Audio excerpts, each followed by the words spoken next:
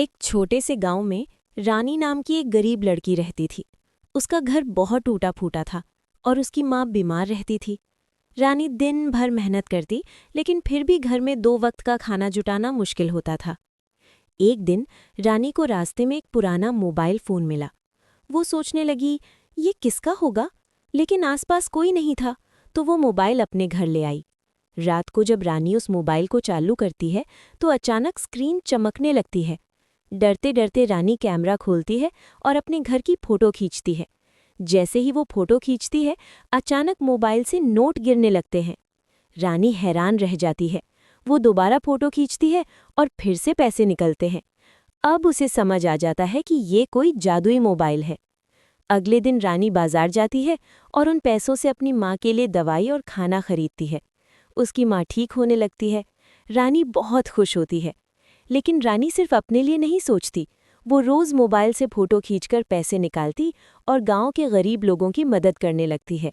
किसी को खाना देती, किसी को कपड़े दिलाती, किसी के बच्चों की फीस भरती। धीरे धीरे पूरा गांव बदलने लगता है। जहां पहले गरीबी थी, वहां अब खुशहाली आ जाती है। लोग रानी को भगवान का रूप मानने लगते हैं।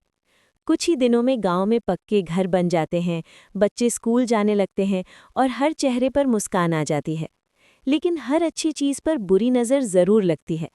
गांव के पास रहने वाले 2 लालची चोरों को रानी के जादुई मोबाइल के बारे में पता चल जाता है। वो सोचते हैं, अगर ये मोबाइल हमें मिल जाए तो हम दुनिया के सबसे अमीर आदमी बन जाएंगे। एक रात जब रानी सो रही होती है, वो दोनों चोर चुपके से उसके घर में घुस जाते हैं। रानी को कुछ पता नहीं चलता और वो मोबाइल चुराकर भाग जाते हैं। सुबह जब रानी उठती है तो उसका मोबाइल गायब होता है। वो जोर जोर से रोने लगती है, मेरा मोबाइल, अब मैं लोगों की मदद कैसे करूंगी। रानी गांव वालों से पूछती है, लेकिन किसी को कुछ पता नहीं होता। फिर अचानक उसे दूर भागते हुए 2 चोर दिख जाते हैं। रानी तुरंत उनके पीछे दौड़ पड़ती है। वो पूरी ताकत से दौड़ती है, लेकिन रास्ते में ठोकर लगने से गिर जाती है। उसके हाथ छिल जाते हैं, आंखों में आंसू भर आते हैं।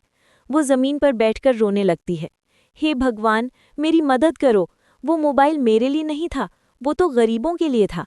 तभी अचानक आसमान में तेज रोशनी होती है और वहां भगवान प्रकट होते हैं।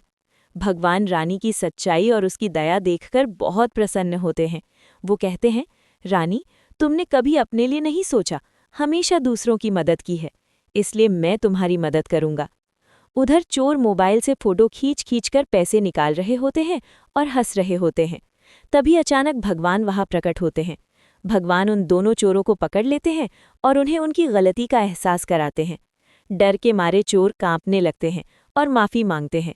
भगवान मोबाइल वापस लेकर रानी के पास आ जाते हैं और उसे दे देते हैं।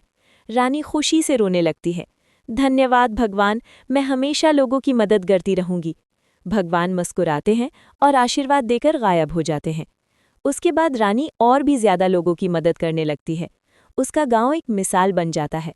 अब उस गांव में कोई गरीब नहीं था, सब खुश थे।